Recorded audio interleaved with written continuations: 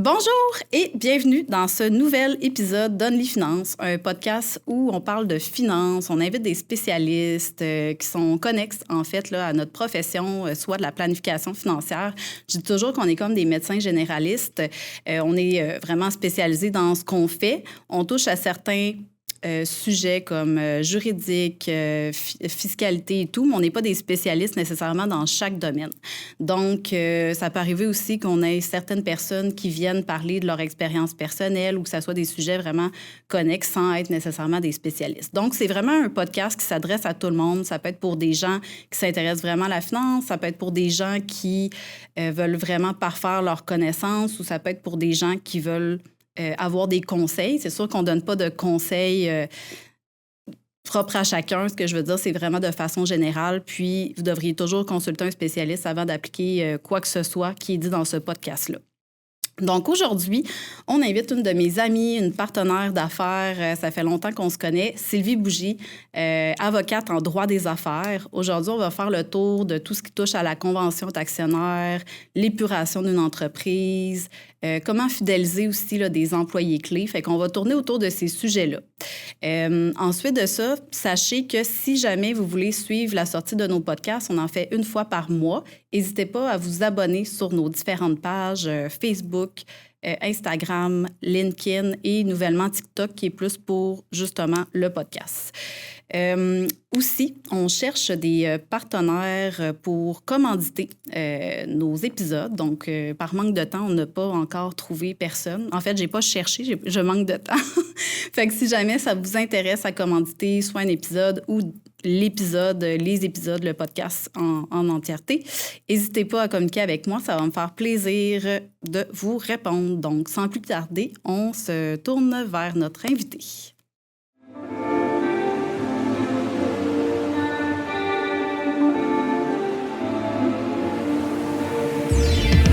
Bonjour et bienvenue sur les ondes d'Only Finance, le podcast dynamique et sans tabou où on parle d'argent et de finances avec Caroline Charret, votre conseillère en sécurité financière, représentante en investissement et en assurance et rente collective.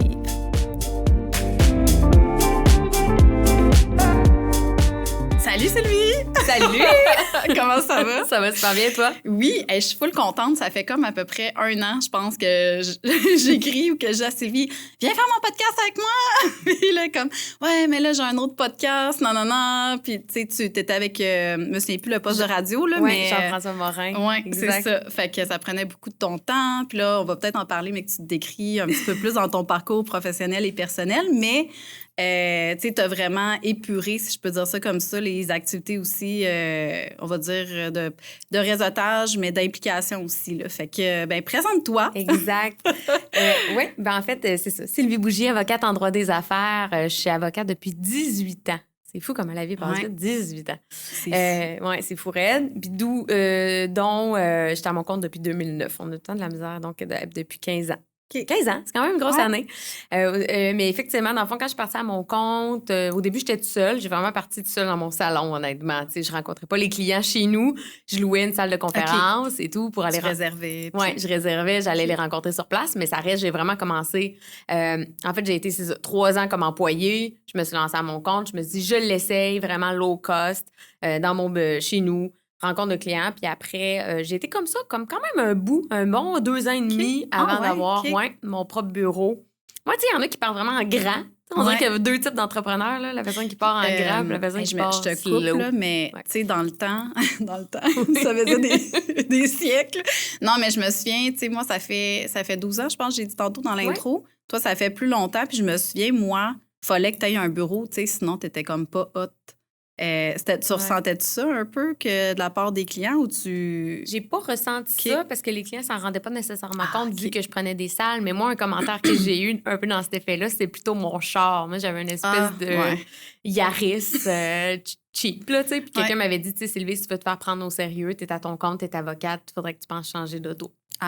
J'ai fait OK, t'as pris un char avant un local. Oui, c'est ça, pour vrai, oui. Puis j'ai toujours été contre ça. Tu sais, moi, les gens qui me connaissent le savent, j'ai un peu un côté rébellion. Tu sais, j'aime pas suivre les conventions. J'aime vraiment faire les choses à ma façon. Mais bon, ce conseil-là de la voiture, je l'ai écouté parce que je comprends que pour certaines personnes, c'est vrai. Tu sais, puis dans ton domaine aussi, Caroline, c'est un peu la même chose. L'auto, tu sais, les vêtements, tu sais, comment...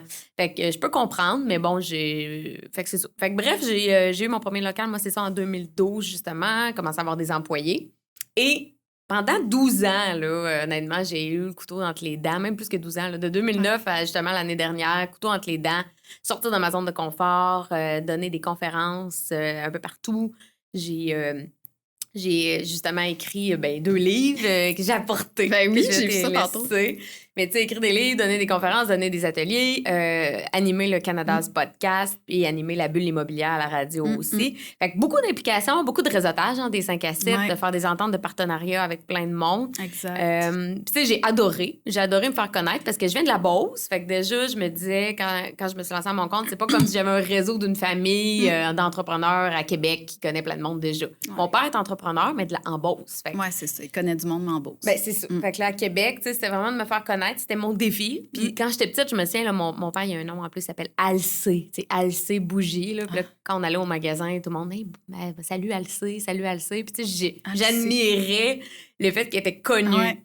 Puis ça, c'était un peu comme dans mon inconscient, on dirait que je le savais. Fait que l'année passée, j'ai comme eu une réflexion parce que là, j'ai eu des employés, j'ai eu mon local, je suis montée un moment donné, on était 8 dans l'équipe. Puis, un moment donné, l'année passée, je me dis, crème, Sylvie, tu as réalisé tes objectifs professionnels de reconnaissance, d'avoir écrit des livres, des choses qui restent dans le temps, qui perdurent dans le temps, de te faire connaître, d'être connu, de développer ta clientèle qui te font confiance. Fait que là, je me suis vraiment remis en question. Puis j'ai fait, OK, à partir de maintenant, je veux retomber à une vie plus simple. Choisir mes clients. Ouais, choisir mes clients, plus d'équilibre, moins de réseautage, moins d'activité. Donc, c'est pour ça. Puis, honnêtement, Caroline, c'est probablement un des derniers podcasts que je vais faire. Ça fait comme vraiment longtemps que j'en ai pas fait, mais... C'est moi qui vais l'avoir. Ouais, exact. C'est le dernier. Probablement. On sait jamais la vie, mais tu sais... jamais dire jamais. Jamais dire jamais, mais tu sais, j'en fais... Tu trouves ça comment, ce changement de vie-là, professionnel un peu? Tu trouves-tu que c'est une bonne décision? Puis... Oui. Oui, mais tu sais, je regrette pas le parcours. Oui. Je suis vraiment contente d'avoir eu des employés qui m'ont amené justement... T'as fait ce que t'avais à faire quand c'était le temps de le faire, tu sais, ou ce que toi, t'étais rendu. C'est ça. Parce que j'aurais pas été où j'en suis aujourd'hui si j'avais pas eu le parcours que j'ai fait. Fait que, tu sais, je regrette rien, mais je suis contente, oui, d'en être où j'en suis. Parce que c'est une autre chose. En dedans de moi, j'ai toujours eu comme 2 Sylvie. Là. J'ai toujours eu la Sylvie comme très relax, justement, smooth, petite vie simple. J'ai toujours eu la Sylvie quand même carriériste qui veut foncer. Fait que là, on dirait que c'est comme, OK, j'ai laissé le spotlight à une, puis là, maintenant, je suis en train de la laisser à l'autre. Fait que j'aime bien ça, tu sais. Mais là, c'est plus, on dirait, d'expliquer aux gens que je peux avoir ces 2 Sylvie-là. Je dirais que je me fais souvent poser la question, tu sais, un peu comme quelqu'un qui boit plus d'alcool. Pourquoi tu bois plus? Là, c'est comme, meilleur, pourquoi t'es plus partout? Pourquoi tu refuses les invitations? Mais c'est comme... je suis rendue ailleurs. Je suis rendue... j'ai plus besoin d'avoir 24 000 projets. Puis, tu sais, j'ai mis en place plus la santé. Tu sais, je m'entraîne plus. Je fais plus attention à moi. Fait que je trouve que c'est un bel équilibre. Ouais. C'est un beau cadeau à se faire, de pouvoir être en mesure d'accomplir ce qu'on veut accomplir, puis après, de prendre un petit peu de recul. Puis d'après moi, c'est autant de business qu'avant, pour toi en tant que professionnel tout seul, là, tu sais. Fait que d'après moi, t'en manques pas non plus. Non, exact, j'en manque pas. Puis, tu sais, je fais juste plus sélectionner les clients. Puis, tu sais, j'ai des ententes de partenariat aussi. Fait que, tu sais, parce que ça, c'est un point, tu veux pas non plus t'isoler. C'est important d'être entouré, d'avoir un réseau. Fait que j'ai une entente de partenariat avec un autre cabinet d'avocats. Fait que dès que ça sort de ma zone, là, justement, tu sais, au lieu de dire, je vais prendre un mandat que je suis pas sûre, mais je vais, tu sais, j'ai pas le temps de gratter 40 heures dans le nouveau mandat que je connais pas. Puis, j'ai pas l'équipe derrière. Fait qu'à cette heure, c'est sûr que si ça sort moindrement de ma zone, c'est comme je le réfère à mon partenaire. Fait que je me sens, ça m'enlève une angoisse aussi de me dire, ben là, tu sais, je suis seule on le sait, là, on veut offrir des bons services, des services de qualité. Donc, ça, je me sens entourée là-dessus. Puis surtout qu'on le sait, dans chacun de nos domaines, ça évolue, la loi, il faut s'adapter, il faut être à jour. Fait que moi, je me concentre vraiment sur le droit des affaires. C'est ça que je tiens à jour, c'est that's it, si ça sort de cette zone-là. Mais, tu sais, c'est quand même rare, tu sais, il y a beaucoup de gens qui me disent que les entrepreneurs ont de la misère à arrêter puis mettre le frein, tu sais. Puis là, dernièrement, dans les nouvelles, on entend encore beaucoup parler de la santé mentale, des entrepreneurs qui prennent des breaks parce qu'ils sont à bout. Moi, je me suis pas rendue là, mais je me suis rendue au point de me dire, je suis tannée de passer en dernier. Tu sais, on va parler tantôt on va en parler de la fidélisation des employés, mais moi, on dirait que j'étais tellement dans un objectif de fidélisation des employés que je me sentais aussi me perdre là-dedans. Je passais beaucoup en dernier. Ça, je pense qu'à la long terme, ça l'aurait fini par m'user. Là j'arrêtais à temps, mais c'est pas que j'aimais pas mes employés, mais c'est ça, je leur donnais beaucoup, puis je leur demandais peu. Fait que, à un moment donné, il y a un déséquilibre. Là, t'es rendu à ton tour. C'est rendu à mon tour. Fait que je suis bien. Pour nos auditeurs, nous, on sait c'est quoi le droit des affaires et tout ça. Est-ce que tu pourrais commencer à expliquer justement c'est quoi que ça fait une avocate en droit des affaires? Parce que il y a le droit familial, il y a toutes sortes de droits, en fait, dans lesquels on peut travailler en tant qu'avocat ou avocate. Faut toujours dire les deux sexes maintenant. Fait que explique-nous ça, s'il te plaît. Oui, absolument. Puis t'as raison que les gens, c'est souvent pas super clair. Là. Dans le fond, moi, c'est vraiment tout ce qui touche l'entrepreneur du début à la fin de ses affaires. Donc, quelqu'un a un nouveau projet, il veut s'incorporer, il veut se lancer à son compte sans nécessairement être incorporé. On va déjà regarder la structure juridique qui convient parce qu'il peut être travailleur autonome. Puis je peux l'aider là-dedans aussi, mais tu sais, je vais l'aider donc, dans la structure juridique du démarrage, tous les contrats. Donc, les contrats qu'il va signer avec ses clients, qu'il va signer avec ses employés, qu'il va signer avec des partenaires. Donc, vraiment, la vie courante de l'entrepreneur. C'est sûr que s'il y a des clients qui ne payent pas, par exemple, de ces clients qui ne payent pas, je peux envoyer des mises en demeure. Mais je ne vais pas à la cour. Je ne fais pas de ce qu'on appelle le litige. Donc, moi, je peux négocier, rédiger des mises en demeure, mais ça va être toujours dans une optique de règlement hors cours là, des dossiers.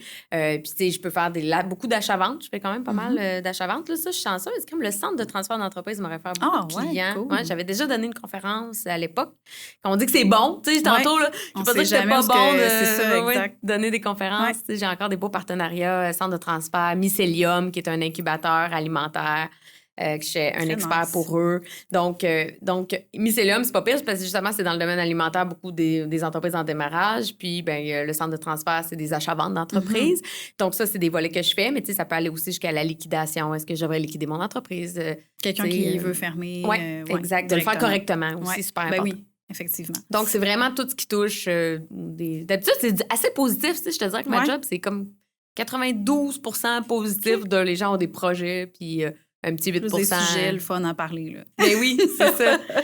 Puis, un sujet super important qu'on a déjà parlé ensemble, puisque moi et Sylvie, on a déjà fait des conférences. On n'a pas fait de podcast, mais c'est quasiment pareil, là, honnêtement. La fameuse convention d'actionnaire, tu sais, on en a parlé souvent, mais je trouve qu'on en parle presque...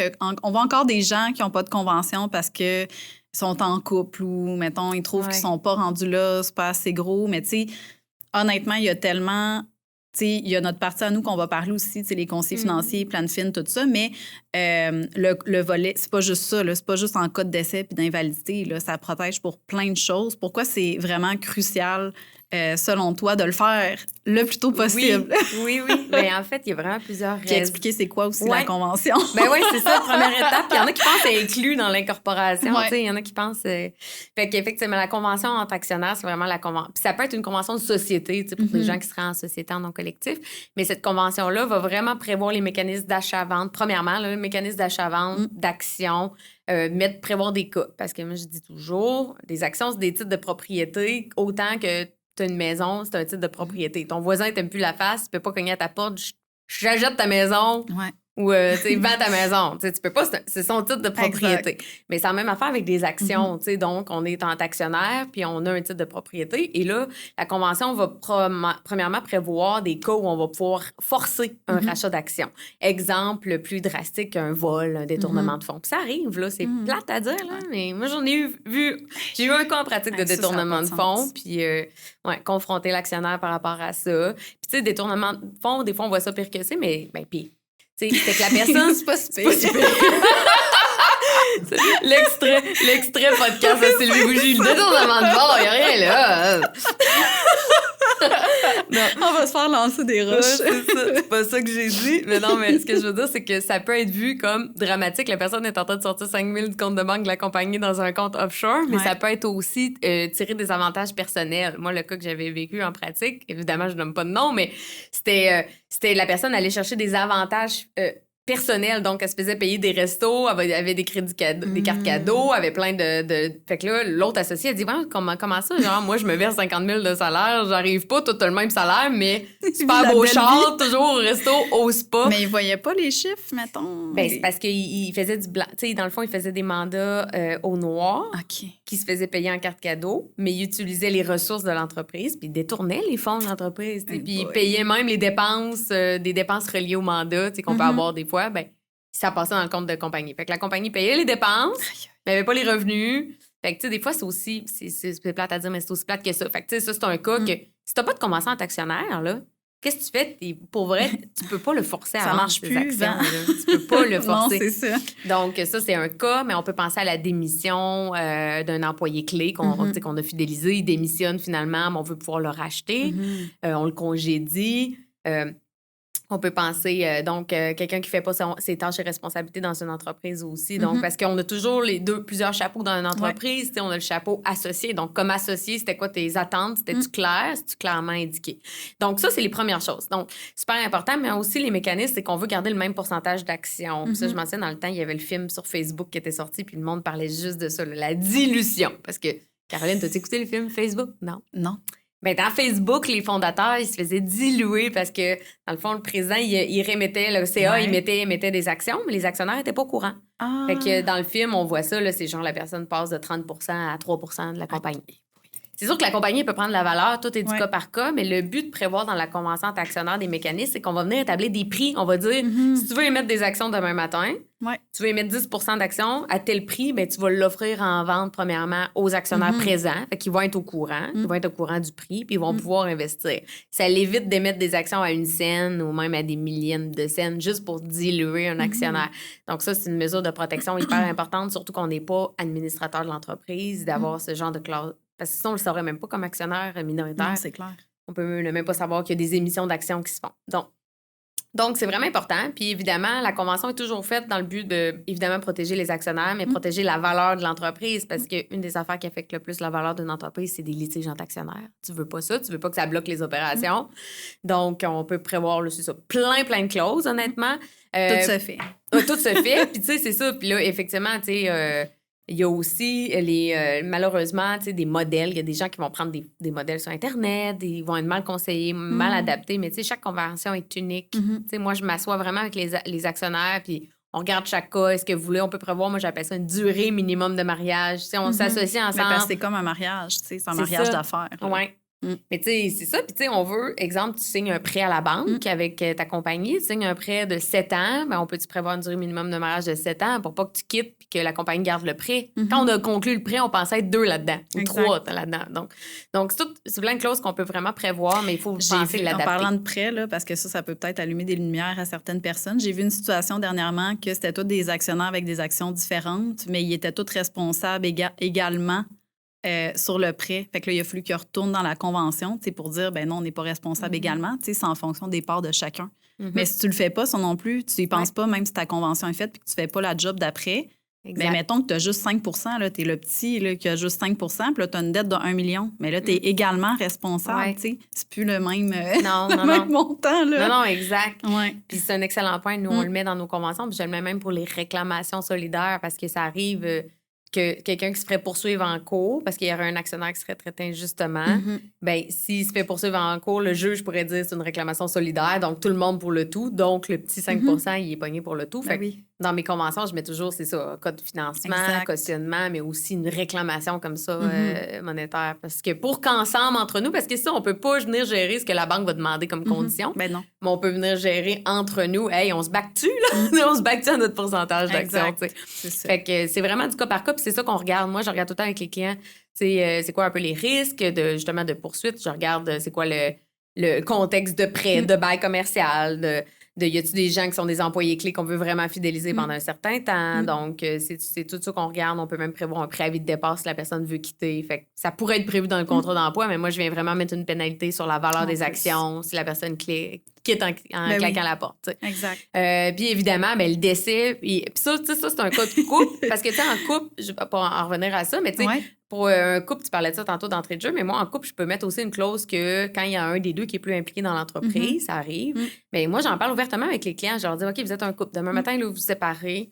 Est-ce qu'il y en a un de vous deux que vous pensez qui serait plus l'opérateur de l'entreprise, qui voudrait plus la garder? Plus souvent, c'est une évidence. Ben oui, c'est évident. C'est elle. C'est elle, exact, ou c'est lui. Fait que là, dans le fond, moi, je viens mettre une clause qui dit, ben parfait, l'autre, qui est un peu plus passif, ben il est présumé mettre ses actions sur la table, il est présumé les offrir en vente et l'autre peut venir les acheter. Donc, on s'évite des conflits entre personnes mariées ou en tout cas, bref, en cas de séparation. Fait qu'on vient en plus régler ça. Puis, tu sais, c'est fait, on rajoute à juste valeur marchande, il y a des mécanismes. Des fois, ils restent actionnaires, même si sont séparés. Ça se voit aussi des fois. Là, mais, tout à fait. Tu sais, on en parle souvent, nous, de la convention, parce que ça arrive que moi, les gens...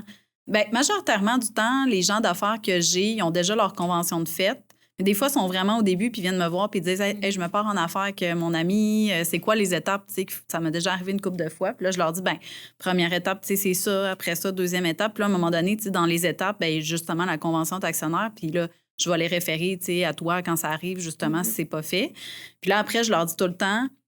Reviens-moi avec ta convention, parce que là, après ça, il y a le volet assurance. C'est ce que les gens ils font pas souvent après. Ils ont leur convention. Puis là, au niveau de la planification financière, l'assurance partnership qu'on appelle le mot anglicisme, dans le fond, pour ça, bien, justement, la clause de décès, là, c'est parce que normalement, bien, assez souvent, c'est écrit qu'ils peuvent, ou même des fois, ils doivent, ils ont l'obligation d'avoir une assurance vie. Fait que des fois, c'est même obligatoire, puis il n'y a rien qui a été mis en place. Mais là, je leur dis... OK, mais là, mettons que lui, il décède, un des actionnaire. J'ai dit, là, tu fais comment pour acheter ses parts? Bien, je vais faire un emprunt. OK, mais si financièrement, la compagnie, est pas... c'est pénalisant pour la compagnie de faire un emprunt. C'est pas toujours la... on ne sait pas, le timing, c'est ça exactement. C'est pas si facile que ça, là, emprunter puis dire que ça va fitter dans l'entreprise puis ça va tout mettre en péril quand même la santé financière de l'entreprise. Fait que pour le prix que ça coûte, là, de l'assurance vie temporaire, là, ça vaut pas la peine de s'en passer. Puis l'autre clause qu'on n'a pas parlé, c'est l'invalidité. Parce qu'à un moment donné, là, mettons que t'es deux actionnaires, puis là, ça fait 1 an, 2 ans qu'il est en invalidité puis il ne participe plus aux opérations de l'entreprise parce qu'il n'est pas en mesure, mais il faut que tu sois capable de le mettre dehors, parce que c'est super émotif. Là. C'est quoi qui va venir dire, ben OK, je suis plus apte à travailler, tout ça. Bien, tu as la convention d'actionnaire qui va venir définir justement c'est quoi qui va faire en sorte qu'il va être invalide parce que c'est déchirant, mais en même temps, à un moment donné, tu n'as pas le choix de mettre une clause pour ça. Puis c'est la même chose du côté des assurances. Dans le fond, l'assurance salaire, bien, c'est pas à l'entreprise de payer pour l'associé invalide. T'sais, il va falloir qu'il engage, au contraire, quelqu'un pour le remplacer. Fait que l'assurance salaire va venir protéger l'entreprise, protéger le salaire de l'associé. Puis le rachat de part peut être aussi applicable. Là, c'est un petit peu plus complexe, le rachat de part en invalidité. C'est pas toutes les professions qui y ont accès, mais il y a toujours des moyens de faire comme une genre de rachat de part en cas d'invalidité pour ce qui est de l'assurance. Là. Mais ça va être les mêmes clauses que... Bien, souvent, tu vas te référer aux clauses, justement, des conditions de rachat des parts et tout ça. Fait qu'après, mettons, 1 an ou 2 ans, bien là, l'actionnaire est obligé de vendre ses parts parce qu'il n'est pas en mesure de retourner travailler, tu sais. Tu sais, ce qu'il ne faut pas oublier, c'est que même quand ça va bien, parce que là, on entend, il y a sûrement des gens qui nous écoutent dans l'auto puis qui se disent « Ouais, mais nous, justement, on est entre conjoints, on est des membres d'une même famille, on s'entend bien, tout va bien. » C'est encore pire! Non, mais c'est ça. Non, mais c'est parce que si c'est le décès, on traite avec la succession, qui n'est pas nécessairement l'autre associé. La succession, là, ça peut être bien des gens. Exact. Puis en cas d'invalidité, si c'est une invalidité mentale, c'est tout le temps une invalidité physique ou mentale t'empêchant normalement d'exercer tes fonctions au sein de la société. Mais quand c'est mental, là, puis que la personne est majeure, n'a pas de mandat dans le cas d'inaptitude, puis qui n'est pas mariée, tu es peut-être en train de traiter avec un conseil de famille. Ouais. Là, essaie de négocier un rachat de parts avec un conseil de famille. Puis c'est comment qu'on détermine la juste valeur marchande. Puis c'est quand qu'on l'applique. Puis là, il y en a un là-dedans qui va dire non, moi, je pense que Tiggy, il voulait pas vendre ses actions avant 1 an ou après 2 ans. Il avait déjà dit ça, là, il y a 2 parties de Noël. On mangeait de la dinde, puis il a dit, moi, je reste là. À la vie, à la mort. Non, mais c'est ça. Oui. Tu ne traites pas avec les personnes qui sont autour de la table. Fait que ça, c'est de mettre par écrit l'intention qui est initiale. Puis c'est hyper important de réviser. Réviser la police. Toi, pour la valeur, toi, les compagnies qui augmentent la valeur, ils ont pris une police d'assurance vie temporaire, 100 000 $, mais là, la compagnie vaut 2 millions chacun. Des fois, on peut mettre des clauses, ça dépend parce que l'assureur, il va regarder la santé financière de l'entreprise, puis c'est quoi l'historique, puis tout ça. Mais des fois, on peut mettre des clauses de croissance aussi. Ou en assurance vie, on peut tricher. On peut mettre plus d'assurance vie en vue de la croissance de l'entreprise. Okay, fait que ça va passer. Là. C'est sûr, si on met 10 millions et puis ça vaut 500 000, ça va être dur à expliquer à l'assureur. En même temps, c'est une bonne chose parce que ça protège les clients de conseillers qui voudraient vendre plus d'assurance que de passer. Fait que, il faut que tu détailles là, quand tu veux vendre une police d'assurance qui est plus élevée que la valeur actuelle aussi. Là, fait que des fois, on peut aller chercher des clauses de majoration future. On repasse. La beauté de la chose, c'est que tu ne repasses pas tes tests médicaux, le questionnaire médical et tout ça. Parce que, ça se peut là, qu'il y a quelqu'un qui est moins assurable. Ça arrive. Là. Des fois, j'ai deux actionnaires qui sont super en santé. T'en as un qui est un peu magané.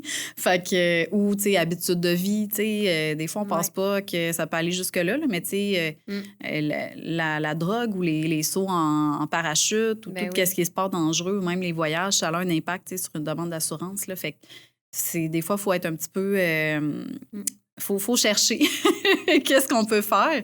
Puis même chose, dans le rachat de part en cas d'invalidité, des fois, on peut prévoir la croissance, mais ça, par exemple, on est vraiment obligé d'assurer la vraie valeur de l'entreprise. Là. Ils ne veulent pas assurer une croissance future parce que l'invalidité, c'est plus compliqué là, à assurer. Là. Mais d'où l'important de réviser les dossiers. Oui, exact. Moi, je dis toujours aux clients, parlez-en parce que c'est ça, protéger votre assurabilité parce que, il suffit d'avoir eu un cancer. Oui, tu es encore vivant, mais là, tu vas avoir plein d'exclusions. Tu ne seras peut-être plus assurable. Bref. Se faire supprimer.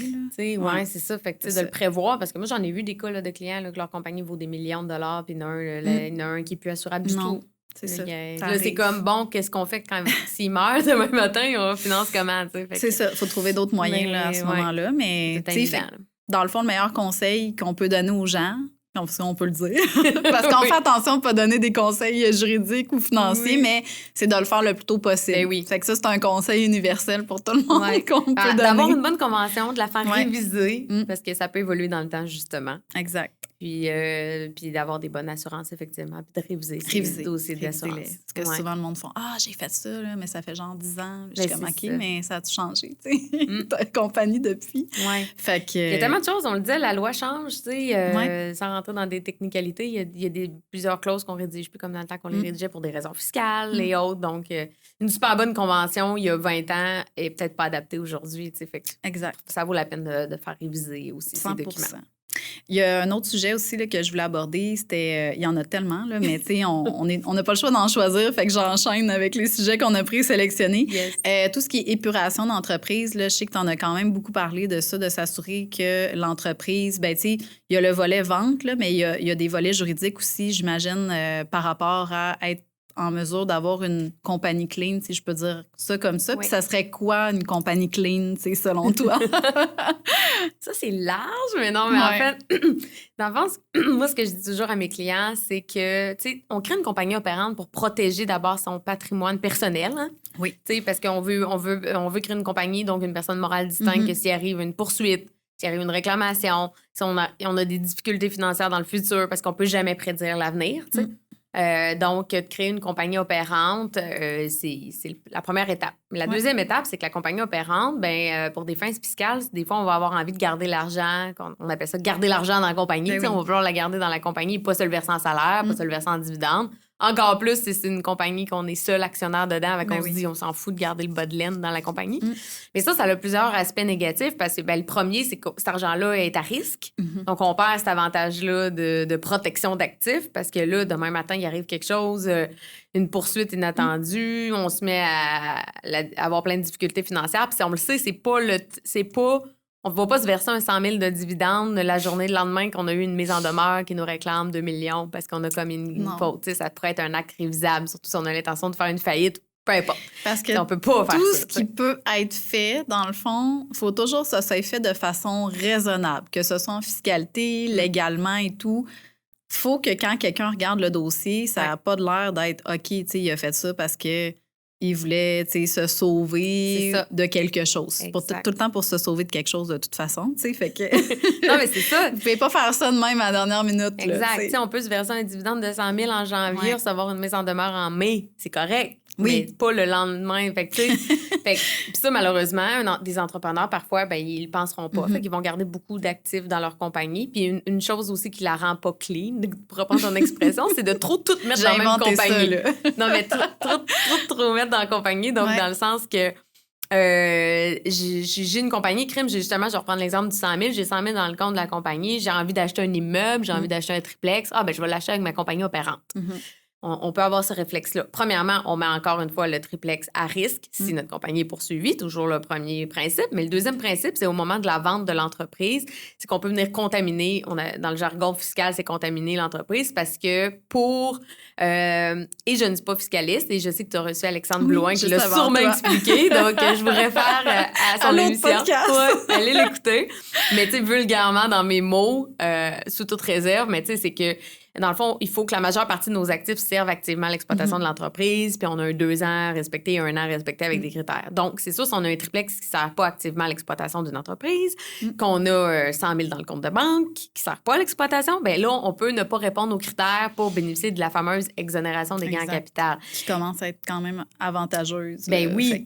On en a parlé avec Alex, justement, là, parce qu'il y a comme 2 exemptions possibles là, pour faire ça simple. Là, fait qu'on peut quasiment aller chercher 2 millions là, avec ce qu'il expliquait. Là, je ne suis pas une experte parce que c'est pas moi la fiscaliste, mais vous avez écouté l'épisode 14 ben oui.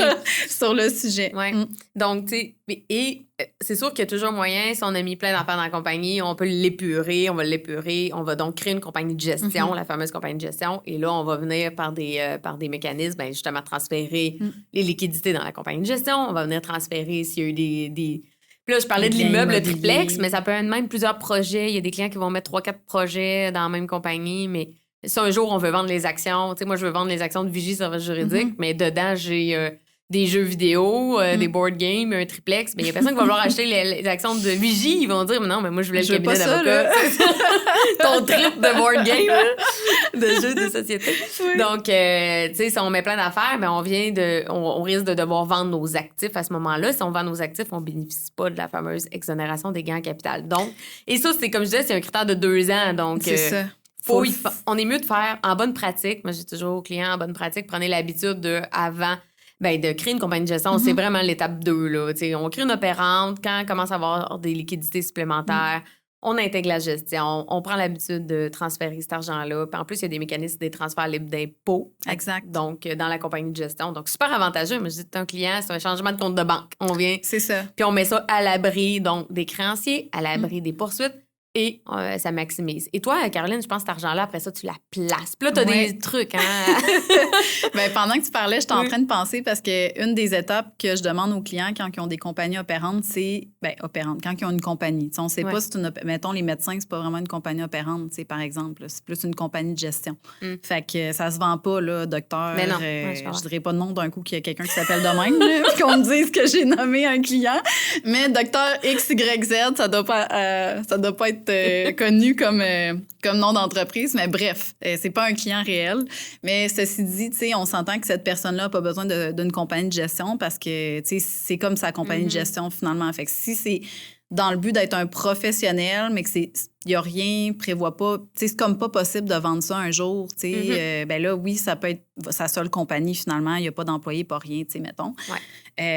Fait que là, à ce moment-là, oui, on peut faire des placements ou des stratégies, mais sinon, tout de suite, si je vois qu'il y a une compagnie opérante puis qui commence à avoir des liquidités, ben c'est là que je vais dire, hey, je pense que tu serais rendu à avoir une compagnie de gestion, puis là, je vais le référer justement, à toi, par exemple. Fait que, mais tu sais, souvent, on le voit, là, parce qu'on a notre client qui part en affaires, puis là, après une couple d'années, on voit sa croissance, puis là, je fais, OK, as-tu des liquidités? Oui.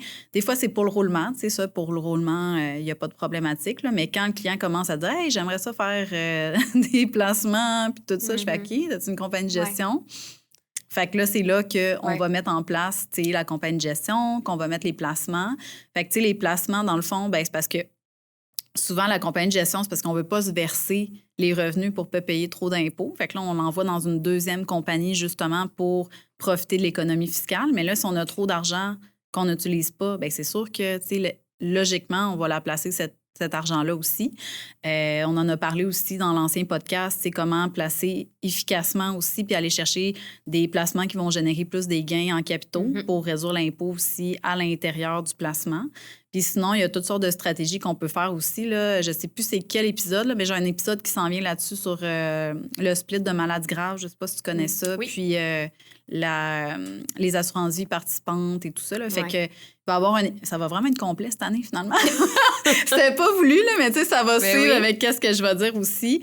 Fait que on va avoir un extrait aussi, un podcast, là, je pense qu'il va sortir en début d'année avec une spécialiste là, d'une assurance qui va venir nous parler, tu sais, de... Justement, tu sais, c'est quoi les assurances qu'on peut détenir dans une compagnie de gestion, puis comment qu'on peut les utiliser profitablement. Ça se dit-tu, ça? Oui. Des fois, j'invente des mots, fait que soyez pas surpris. Fait que, tu sais, c'est tout ça à quoi une compagnie de gestion sert. Tu sais, moi, souvent, je vais dire aux gens, c'est comme un deuxième toit. Fait que, puis tu sais, elle meurt jamais, cette compagnie-là, techniquement, parce qu'à ta retraite, tu vas continuer de te verser tes revenus de ta compagnie de gestion. Exact. Fait que, dans le fond, elle va mourir en même temps que toi, à moins que tu décides de la liquider parce qu'il n'y a plus d'argent dedans. Mais sinon, il n'y aurait pas vraiment d'avantage à liquider une compagnie de gestion. Non. Tu paierais tout ton impôt. Oui, c'est ça. Il faudrait qu'il n'y ait plus d'argent puis que ça ne vaille plus la peine de l'avoir finalement. Là. Exact. Fait que... Puis tu sais, je pense que le mot-clé, c'est justement de bien s'entourer puis se faire réviser ses dossiers parce que même, tu sais, le fameux... Moi, ça m'a sonné une cloche... Tu as parlé de fonds de roulement en disant je garde l'argent dans la compagnie opérante pour mon fonds de roulement, mais même ça, il y a des mécanismes qu'on peut mettre en place de protection d'actifs. Je suis en compagnie dans le domaine de la construction, dans le domaine de la restauration, des domaines risqués où qu'on peut avoir un besoin d'un fonds de roulement, effectivement, mais il est à risque. Il est à risque de poursuites autres. Là, j'ai l'air de voir le mal partout puis de penser qu'il y a des poursuites à tous les jours, là, mais tu sais, c'est pas ça. Là, mais on est mieux de prévoir le pire puis on est protégé. En même temps, c'est ton métier de prévoir, tu sais, fait que c'est normal que tu y penses. Mais tu sais, on peut mettre en place, avec la compagnie de gestion, on peut mettre en place une marge de crédit. Donc, on vient verser en dividende à la compagnie de gestion le 100 000 de fonds de roulement. Puis la compagnie de gestion, elle le reprête à la compagnie opérante et met un système de marge de crédit qu'elle peut même hypothéquer, prendre une hypothèque sur ces biens-là. Donc, ce qui fait en sorte que le 100 000 qui est dans le compte de banque de la compagnie opérante appartient pas à la compagnie opérante. Il appartient à la gestion. Fait que comme ça, tu protèges. Puis, fait que c'est ça. On vient pas faire des placements avec cet argent-là, mais on vient l'avoir protégé. Fait que... Parce qu'il y en a vraiment beaucoup là, qui ont des bons fonds de roulement. Là, mes référents, tu vois? Je vais leur dire. C'est une bonne idée. Non, mais c'est pour ça que c'est important de regarder la situation puis voir qu'est-ce qu'on peut faire. Puis honnêtement, c'est pas compliqué. Une fois que c'est mis en place, c'est sûr, comme je disais, c'est du cas par cas. Si la personne a besoin de vraiment beaucoup de prêts à la banque, ben là, peut-être que d'avoir pris une hypothèque sur ses biens, sur ce 100 000-là ou cette marge de crédit-là, peut-être qu'elle va être obligée de céder son rang, ça l'arrive. Mais tu sais, moi, c'est sûr qu'on avise toujours le client de c'est quoi les avantages, c'est quoi les inconvénients, est-ce qu'on le fait? Puis on peut toujours, demain matin, enlever l'hypothèque si on se rend compte que je n'avais pas de besoin, c'était trop de protection. Fait qu'on regarde les pour et les contre, mais c'est un autre avantage de la compagnie de gestion qui est quand même intéressante. Parce que comme tu dis, tu crées un deuxième toit, mais qui vient te prêter de l'argent à toi-même. Exact. C'est quand même, c'est ça. c'est intéressant. La façon simple de l'expliquer. Oui, exact. Tantôt, on l'a abordé quand même dans la convention, là, rapidement, les employés clés, puis tout ça, c'est un autre sujet, en fait, qu'on voulait aborder, là, parce que tu disais que ça pouvait être mis dans la convention d'actionnaire pour éventuellement avoir des employés clés ou définir, tu sais, c'était quoi les, on va dire, caractéristiques, dans le fond, des employés clés ou les conditions, que je devrais peut-être dire. Qu'est-ce qui pourrait être, tu sais, dans le fond, nous, on peut conseiller les clients, je vais en parler après, mais du côté légal, il y a certaines choses qu'on peut faire aussi, comme des actions non votantes ou des participations, des choses comme ça. Qu'est-ce que tu recommandes aux clients, généralement, de ce que tu vois dans tes dossiers? Oui. Bien, on voit beaucoup, c'est sûr, tu sais, depuis une couple d'années, on voit beaucoup d'intégration d'employés clés dans l'actionnariat parce qu'on le sait, les dernières générations, et là, je vais l'air mémé, mais tu sais, les générations plus jeunes, ils ont le sens entrepreneurial. Ils veulent se sentir impliqués dans l'entreprise. Ils disent, je vis pas juste pour travailler. Fait que c'est une super belle façon de les intégrer. C'est sûr que le premier conseil que je dis, c'est si on veut intégrer un employé clé, bien, c'est sûr, c'est d'abord s'asseoir avec lui pour voir est-ce que ça le motive réellement. Parce que ça le motive peut-être même pas. Ouais. Puis si ça le motive, est-ce que ça le motive d'avoir 5 d'une entreprise, 10 20 ou s'il n'y a pas 51 il n'est pas motivé? Parce que ça peut très bien arriver. Qu'on pense vraiment mettre en place quelque chose de vraiment merveilleux. Ouais. Ben là, puis... ça serait on va dire un vrai actionnaire à ce moment-là, dans le sens que vous participez les deux, tu sais, aux activités de développement d'entreprise, là, tu sais, si c'est à 51 Oui. Non, c'est ça. Mais tu sais, il faut juste lui demander, tu sais, d'abord, parce qu'on va voir peut-être que c'est pas réaliste, puis on va se rendre compte qu'on va le fidéliser avec justement d'autres méthodes dont tu vas parler, entre autres, ou des bonnies de performance, des commissions, des choses comme ça. Mais tu sais, si vous quand même, avant de mettre en place une structure, s'assurer que la personne, ça va vraiment la motiver. Ça, c'est la première chose. Ensuite, il y a tellement de façons de faire ça, tu sais. Puis là, je vais parler de mes livres, mais dans mes 2 livres que j'ai écrits, j'en parle de cette affaire-là parce qu'il y a tellement, tu sais, de comment fidéliser les employés parce que quasiment tout est possible, finalement. Fait que c'est vraiment du cas par cas, mais une des choses qu'on peut faire, c'est que souvent, j'entends mes clients dire « Ouais, mais tu sais, Sylvie, je veux pas donner tout le passé de mon entreprise. Ça fait 10 ans que je mets de l'énergie là-dedans. Je me suis pas versé de salaire les 4 premières années. Ça commence juste à aller bien. » Tu sais. Souvent, c'est des questions que je commence à me poser aussi. Oui, mais c'est ça, là. Mais tu sais, il y a un mécanisme simple qu'on peut faire. C'est de faire un gel. On appelle ça un gel de la valeur de l'entreprise. C'est qu'on vient reconnaître le passé de l'entreprise. Fait qu'on vient dire, Caroline, tu as tes 100 actions A des services financiers Caroline Charret. On vient dire qu'ils valent 1 million de dollars. Ben, on met ces actions-là, on les échange contre des actions de gel qu'on appelle. Donc, c'est des actions qui ne prendront plus de valeur, qui peuvent donner droit à un rendement, mais qu'on vient vraiment reconnaître. Fait que, pour vulgariser, c'est un peu comme si je disais ma maison vaut 1 million, mais je viens prendre justement une fameuse hypothèque d'1 million dessus. Fait qu'elle n'a plus d'équité à ce moment-là. Donc, on fait ça. C'est des actions qu'on va pouvoir te racheter éventuellement. Ils valent vraiment le 1 million. Et ensuite, on émet des nouvelles actions. Fait que là, on pourrait dire à même un actionnaire gourmand qui veut un 50 on pourrait émettre 50-50. Mais là, l'avantage, c'est qu'il bénéficie du futur. Il va bénéficier de la plus-value. C'est ça, la plus-value future. Fait qu'il est à 0 la journée de... Exact. Fait qu'on vient de dire, on te fait un beau cadeau, on vient de te donner 50 mais du futur. Fait que travaille, mets les mains à la pâte puis sois motivé. Donc, ça, c'est déjà une chose qu'on peut faire qui se fait quand même assez fréquemment pour motiver, là, pour intégrer un employé. On peut aussi, évidemment, lui vendre. Il y en a qui vont vendre carrément leurs actions payer avec les dividendes même, fait qu'il ne payera pas réellement ou il va en payer une partie. On peut lui vendre à rabais. Ou on peut mettre en place un régime d'options d'achat d'actions aussi, là, si on veut comme lui faire payer vraiment moins ou pratiquement pas, parce qu'il y a des gens qui vont vouloir reconnaître le mérite des employés qui sont là depuis longtemps. Ouais. C'est beau aussi, ils vont dire comme ça fait 10 ans qu'il est là, j'aurais pas été où j'en suis. Donc, c'est un peu comme une façon, comme si on venait l'intégrer un petit peu plus comme en arrière, on vient un peu en arrière, puis là, avec un régime d'options d'achat d'actions qu'on valide avec un fiscaliste. C'est le genre de dossier que je valide toujours avec des fiscalistes pour bien faire les choses. Mais il y a moyen vraiment de mettre en place une structure. Puis là, pourquoi je parle de la convention? C'est parce que, je dis toujours à mes clients, on vient d'intégrer tout ça. Mettons, on a fait le gel. Il faut quand même évaluer la valeur de l'entreprise. Pour faire le gel, ça implique le comptable, le fiscaliste, l'avocat. On rédige une convention d'actionnaire, on t'intègre dans l'entreprise et tout, mais on veut pas que si la personne part après 1 an, ça peut... Tu sais, oui, c'est sûr que si on a fait le gel, son 1 an, il vaudra peut-être pas grand-chose, mais généralement, on veut montrer le sérieux. On t'a quand même fait un cadeau dans ce cas-là. Ben oui. Donc, c'est là que c'est intéressant de prévoir des durées minimum de mariage dans la convention d'actionnaire. Donc, si tu démissionnes avant 5 ans, par exemple, ou avant 2 ans, ben, tu vas avoir une pénalité sur la valeur de tes actions. Ça, on veut montrer le sérieux. Tu as dépensé tout cet argent-là pour mettre ça en place, puis là, finalement, il s'en va. C'est un peu frustrant. Là, fait que, c'est parce que les gens, des fois, ils ne s'imaginent pas c'est quoi que ça prend tout autour pour faire...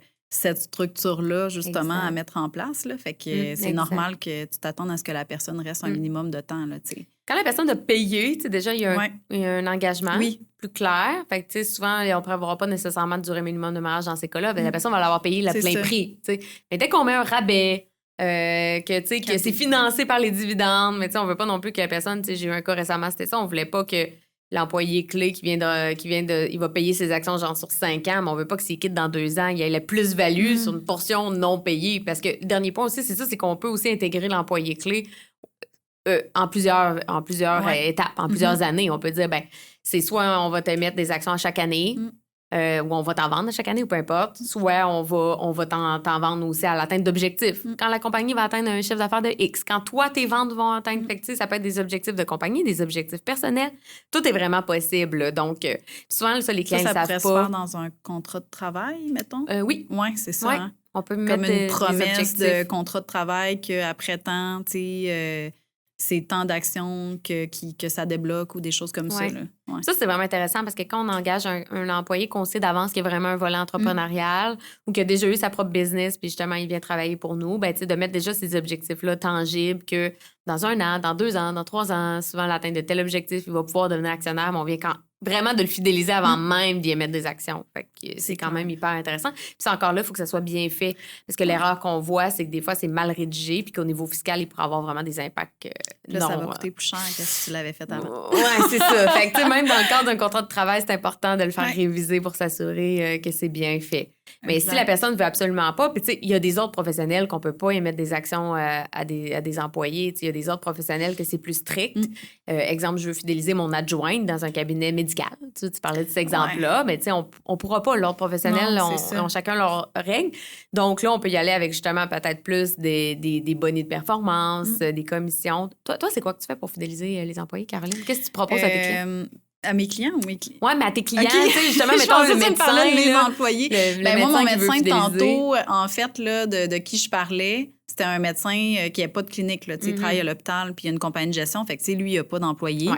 Mais mettons une clinique médicale, c'est sûr, tu as toujours vraiment la base, l'assurance collective. Là. Fait que, mais ça, tout le monde connaît ça. Dans l'assurance collective, par contre, qu'est-ce qu'on pourrait faire pour peut-être se démarquer un petit peu plus? Je dirais que le compte de soins de santé ou le compte un genre de compte de dépenses, là, le mot m'échappe, mais c'est pas grave, je vais vous expliquer les deux pareil. Le compte de soins de santé, ça va être beaucoup utilisé pour compléter des garanties en santé. Fait que, je te donne un exemple. Mettons, c'est juste 300$ par année pour la massothérapie. Mais là, avec le compte de soins de santé, mettons que la personne utilise beaucoup puis elle a le droit à 500 par année, bien, elle pourrait aller chercher le 500 supplémentaire dans ce soin-là ou elle pourrait l'appliquer sur du dentaire s'il n'y a pas de régime de soins dentaires, de garantie de soins dentaires dans le régime. Fait que, des fois, on peut aller chercher des petits nananes comme ça. C'est toujours ça. C'est vraiment le terme que j'utilise avec mes clients. Fait que des petits nananes. Puis il y a aussi le compte de dépenses. Avant, on voyait ça comme je pense que ça s'appelait des split dollars ou quelque chose comme ça, mais c'est vraiment une vieille appellation. Là. On voyait ça dans des plus grandes entreprises, mais ça se fait maintenant aussi dans des petites entreprises. C'est par exemple plus sur la santé, mais tu sais, comme par exemple des souliers de course. Oui. Même la médecine esthétique, étonnamment, en fait partie. Fait que c'est vraiment sur le bien-être de soi et non pas sur le volet médical. Fait que ça, c'est super populaire. J'en ai pas vu encore beaucoup, tu sais, j'en parle souvent, mais... Moi, j'avais ça avec Vigie. Oui? C'était un 1 000 $. 1 000 à location, santé, bien-être. C'est ça, ouais. Là, j'avais fait... Puis je rédige, tu vois, dans les domaines droit des affaires, là, je rédige des politiques dans ce genre-là, de dire, bon, c'est qu'est-ce qui est inclus dans la politique, comment ça fonctionne. Tu peux le faire sans avoir une assurance collective en place. Oui, aussi, mais c'est ça. Fait que c'était vraiment santé, bien-être, donc abonnement au gym, comme tu dis, running shoe. Puis là, après ça, il peut y avoir un débat sur la définition de qu'est-ce que tu inclus ou pas. Là. Mais, en fait, si tu fais affaire avec un assureur, la définition de tout ce qui est inclus est déjà là. Fait que ça vient mettre un cadre, justement, parce que si tu... On avait déjà eu la discussion avec un client, il dit, je pourrais le faire à l'interne. J'étais là, oui, tu peux le faire à l'interne. C'est juste que quand tu as un contrat d'assurance, le contrat d'assurance vient définir les clauses. Tandis que si tu n'as pas défini avant les clauses, c'est plus touché d'avoir une conversation sur c'est quoi le bien-être. Parce que pour moi, le bien-être, c'est, mettons, je sais pas, faire un voyage. Mais peut-être que lui, il veut pas payer de voyage nécessairement à ses employés. J'avais eu un débat sur est-ce que ça l'inclut le frais de ma conjointe? Il lui disait, un de mes employés m'avait dit ça, il dit, tu sais, moi, mettons que je veux aller faire du ski. Oui. Est-ce que ça l'inclut nos 2 passes de ski ou ma seule passe de ski? Puis là, j'avais dit, juste la tienne, mais... mais j'ai l'impression de comprendre comment ça marche. On salue la conjointe. Qui est restée dans le chalet en bas à cause de moi. Mais comment ça marche une assurance là-dessus? C'est que l'assureur, il considère, ça va me coûter tant par année. Puis... C'est que tu as ton régime de base, l'assurance vie, médicaments et tout ça. Puis après ça, tu viens mettre cette garantie-là en supplémentaire. Fait que là, c'est comme si, mettons, c'est l'employeur qui décide c'est quoi le montant. Fait que ça peut être 200, 300. C'est lui qui décide vraiment le montant. Puis ça peut être normalement, si je me trompe pas, rattrapable sur 2 ans. Là. Nous, on dit toujours qu'on va considérer qu'il utilise à peu près 70-80% de ce montant-là. Fait que il peut se donner une idée de ce à quoi ça va ressembler. Mais là, dans le fond, c'est vraiment comme s'il donne de l'argent. Là. Fait que c'est un avantage imposable, c'est sûr, mais en même temps, si tu avais fait une augmentation de salaire, ça aurait été aussi un avantage imposable. Puis là, comment ça fonctionne? C'est qu'à la place que l'employeur, lui, aille à s'occuper du remboursement des histoires de factures, puis de ci, puis de ça, bien là, l'employé il envoie sa facture à l'assureur. L'assureur, il charge un frais administratif, là, mais tu sais, je pense que c'est 10 puis il y a un top, là, je me souviens plus, ça dépend de l'assureur aussi. Puis il va facturer l'employeur tout simplement, puis dans le fond, l'employeur il fait juste payer les factures, mais ça a déjà été soit accepté ou refusé. Là. Fait que l'employeur, il n'a pas besoin de se casser la tête. Tu sais, c'est sûr, si tu as juste 5 employés, c'est pas si pire, là. Mais tu sais, si t'en as 20 là, à débattre les factures, puis à analyser, puis tout ça, tu sais, ça vaut la peine de le faire par un assureur. Mais vraiment, pour moi, je savais même pas que ça existait. J'ai appris quelque chose. Mais non, mais c'est vraiment intéressant parce qu'honnêtement, quand je l'ai fait, on n'était pas beaucoup d'employés. Puis c'était quand même, comme je dis, moi, c'est moi qui ai mis en place le poste. Je le recommande aux gens s'ils veulent. C'est quand même cool, mais tu sais, ça avait amené un débat. Mais moi, dans mon côté transparent, j'avais voulu aussi les impliquer dans le processus. Fait que j'avais demandé de me sortir une première liste. Je les avais vraiment impliqués là-dedans, mais tu sais, après ça, quand vient le temps d'avoir les dépenses, puis tu sais, il y a un côté aussi confidentialité, là, l'employé qui te... Tu sais, ça m'est arrivé, là, j'avais une employée, tu sais, c'était sa facture de consultation psychologique. C'était un peu gênant, là. Ça peut être gênant, tu sais. Moi, c'est sûr, c'est un climat très, quand même relax, mais ça l'a amené cet enjeu-là de dire, crime, ça peut être gênant, là. Peut-être que l'employé ne veut pas le dire qu'il va. Non, mais c'est vrai. Épilation intégrale. Non, mais je veux dire... surtout si c'est un homme, mettons, tu sais, son employeur, ça ne tente peut-être pas, tu sais, qu'il sache que t'as les... Moi, je parle d'enjeux de santé mentale, toi, tu parles d'épilation. C'est correct, j'étais là. Qu'est-ce qui peut être gênant, non? Mais bref, je savais même pas que ça existait pour moi, puis je trouve ça génial.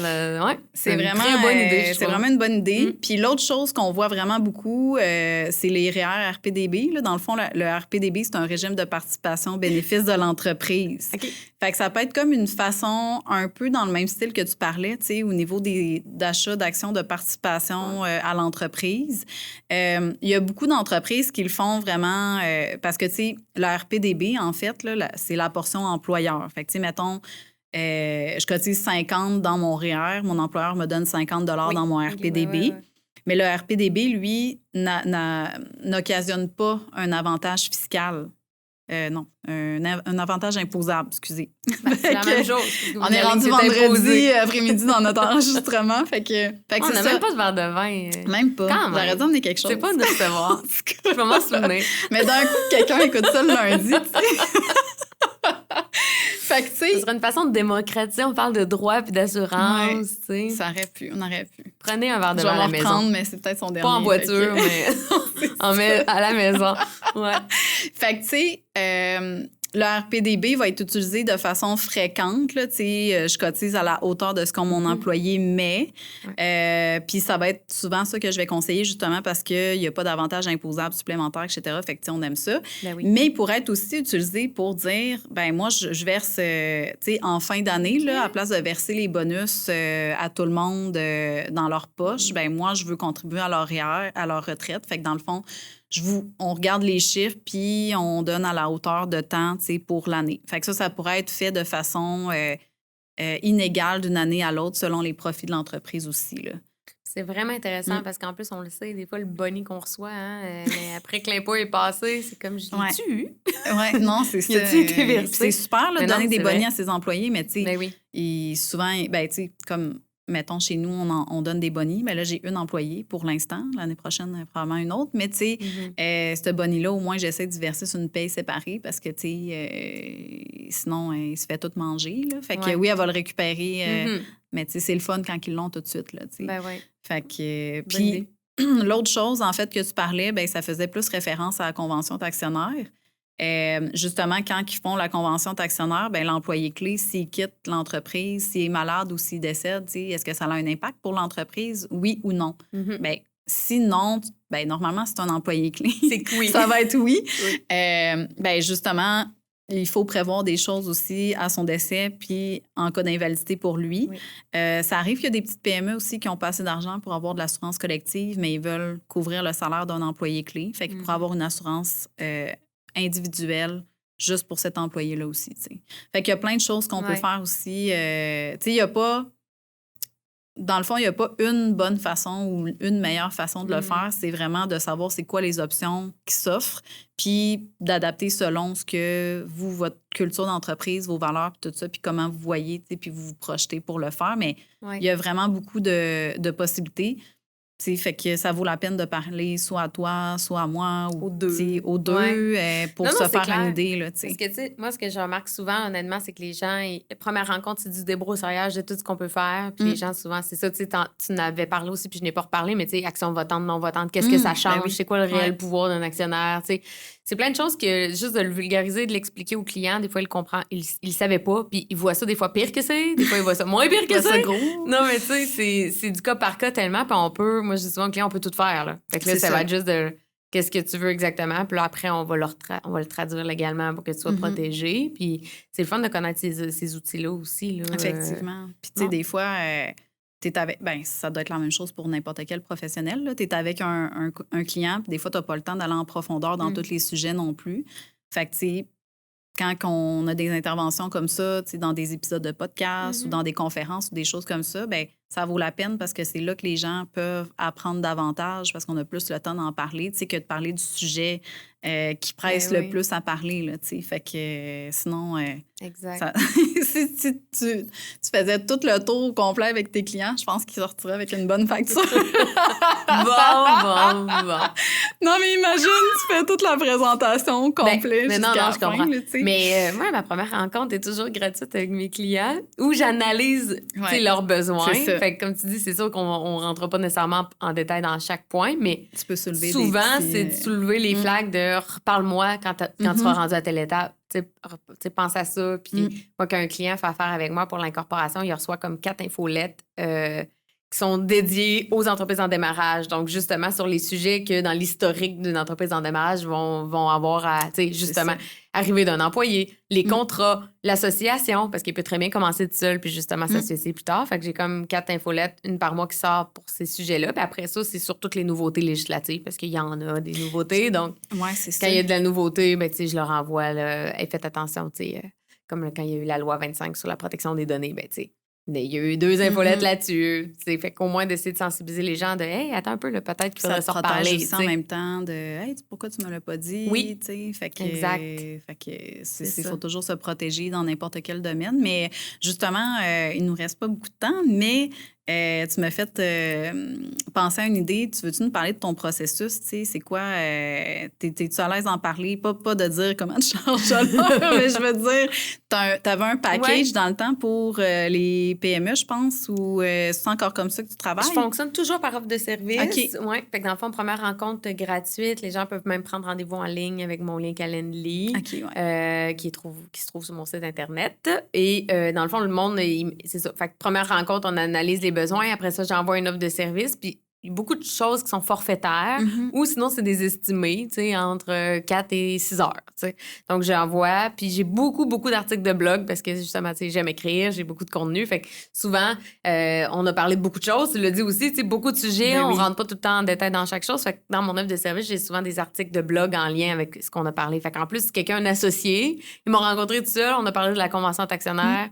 Il était vendu, il trouvait ça super important, mais tu sais, là, au moins, il y a l'article de blog là-dessus qui peut l'envoyer à son associé aussi qui va le lire, tu sais. Donc, je fonctionne toujours comme ça, puis ça va vraiment bien parce que, tu sais, c'est ça. Tu sais, il n'y a pas de mauvaise surprise. Les clients savent comment ça va coûter ou ont vraiment un très bon estimé, tu sais. Exact. Fait qu'ils savent déjà d'emblée, puis la première rencontre, dans le fond, ils peuvent communiquer avec toi, puis... Oui. J'imagine que des fois, ils le font... Moi, j'aurais sûrement tendance à te les envoyer d'avance, tu sais, pour qu'ils sachent à quoi s'en tenir, mais il doit en avoir qui viennent te voir, puis c'est comme pour hier. J'imagine. Oui, effectivement. C'est pas toujours tout le monde qui est prévoyant. Non, mais tu sais, j'ai toujours eu une philosophie de rendre des services rapides. Je pense que c'est le fait d'être entrepreneur nous-mêmes, tu sais, qu'on l'est nous-mêmes. On aime avoir des services rapides, on aime en donner des rapides. Puis tu sais, encore aujourd'hui, avec mon entente de partenariat, même si je suis rendue seule, ben, l'entente de partenariat fait en sorte que, tu sais, si justement je sens que j'ai trop de dossiers puis que je sentirais pas dans mon âme et conscience que j'ai ça bien, je vais les référer. Mais généralement, tu sais, c'est des délais d'1 semaine. OK. Tu Ça gère bien. Ouais. Fait que, tu sais, souvent, ben, en plus, on le fait ensemble. Tu sais, une rencontre, on parle des besoins, j'envoie par courriel le projet. Bon, après ça, c'est dans le cours du client, il me revient. Mais, tu sais, généralement, souvent, c'est ça, mes délais sont généralement entre 5 et 10 jours ouvrables. J'ai comme un draft de fait. Puis ça va bien. Puis j'ai un service en prioritaire aussi. Tu sais, un client qui dit c'est vraiment urgent. Je peux toujours y facturer un petit extra en lui disant, ben là, c'est ça. Oui. Si tu veux faut que je tasse d'autres dossiers pour toi. Ben, c'est sûr que... Exact. Mais généralement, ça va bien. C'est une façon d'éduquer. Ce que j'ai plus de misère, c'est pas tant sur le rendu des mandats. Des fois, c'est sur les suivis des clients. Les clients sont tellement habitués que je réponds aux courriels tout de suite. Je réponds au téléphone tout de suite. Fait que là, des fois, c'est comme, hey, j'ai eu 24 heures. Puis là, t'as-tu pris mon courriel? Ah, mon Dieu, oui. Moi aussi. C'est le danger d'être efficace, je pense. Mais ça, je réponds quand même assez rapidement aussi. Puis justement, l'autre fois, j'avais une cliente, elle dit, c'était-tu correct finalement ce que je t'ai envoyé? Puis là, j'étais comme, ben, je t'en rends compte la journée, j'ai pas eu le temps encore, parce que je voulais prendre la peine de le regarder à tête reposée. Là, puis t'es comme, il n'y a pas de presse, c'est juste que j'étais comme, oui, ça, je pense que c'est une question d'éduquer son client puis de faire comprendre que c'est une relation qu'on veut bâtir. Puis, tu sais, moi, c'est une des raisons que j'adore le droit des affaires, c'est que je trouve que toi aussi, tu sais, dans ton domaine, c'est qu'on est des domaines de relations long terme. Les clients, il y en a qui sont pas avec moi depuis 2009. Là. Il y en a 2009, j'ai un très bon client de 2012. Tu sais, fait que ça, à un moment donné, on est capable de parler. Là, on est rendu des amis, des partenaires, tu sais. Fait que souvent, c'est ça. Fait que quand c'est une nouvelle relation, que la personne est comme trop, elle a des attentes trop exagérées, ben, tu sais, on met ça au clair. J'aime mieux mettre au clair tout de suite les termes. Exact. Fait que non, mais c'est comme ça que je fonctionne. Puis pour terminer, t'aurais-tu un conseil... Ben, pas un conseil juridique, mais tu sais, comme, c'est quoi les pièges? Justement, c'est quoi les pièges? Il y en a beaucoup! Non, mais un piège à éviter, mettons. Un coup de cœur de piège. Un coup de cœur de piège. Un coup de cœur de piège. Tu parles de l'expression, toi. Ben, honnêtement, tu sais, aujourd'hui, tout ce qu'on a parlé, c'est des pièges à éviter. Parce que, tu sais, de pas choisir la bonne structure...